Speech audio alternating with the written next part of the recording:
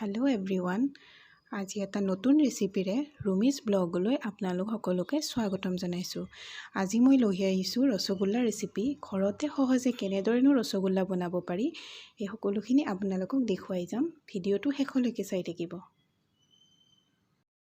আৰু এয়া মই গাখীৰ ফাটাই চানা বনাই থৈছিলোঁ আৰু এতিয়া চানাখিনি ভালকৈ আটাৰ নিচিনা বনাব লাগিব, মুঠিব লাগিব আটাৰ নিচিনা।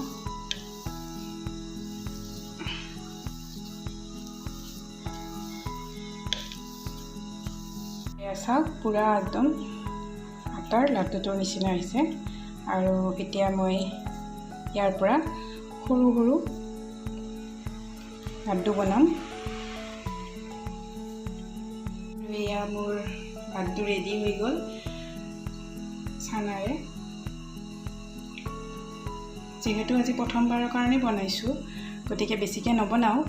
এতিয়া ইয়াতে 6টা আছে, এইখিনিকে ট্ৰাই কৰি চাওঁ কেনেকুৱানো হয়। আপোনালোকেও চাওকচোন কেনেকুৱানো বনাওঁ, আৰু যদি ভাল হয় আপোনালোকে ঘৰত ট্ৰাই কৰিব পাৰে। ইয়াতে চুগাৰ চিৰাপ বনাই থৈ দিছোঁ, ইয়াতে চেনি দিছোঁ আৰু চেনিতকৈ ডাবল পানী দিব লাগিব। এতিয়া চেনিখিনি প্ৰায় গলি গৈছে। এতিয়া ইয়াতে এটা এটাকৈ লাড্ডুকেইটা মই দি দিম।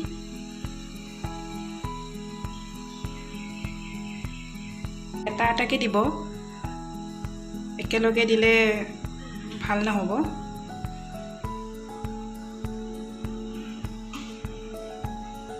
ঢাকনি মাৰি দিব লাগিব, ঢাকনিটো অকণমান খোলা ৰাখিব লাগে। হাই ফ্লেমত উতলিব দিব লাগিব। এয়া চাওক, লাড্ডুকেইটা পূৰা ফুলি ফুলি গৈছে, একেবাৰে ৰসগোল্লাৰ নিচিনা হৈছে। প্ৰায় ৰেডি হৈ গৈছে। এতিয়া এইখিনি মই নমাব পৰা হৈছোঁ আৰু ইয়াৰ ৰসগোল্লা ৰেডি হৈ গ'ল।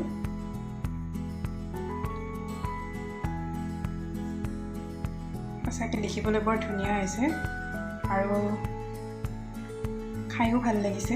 আৰু আপোনালোকেও ট্ৰাই কৰিব পাৰে, বহুত ইজি মেথড।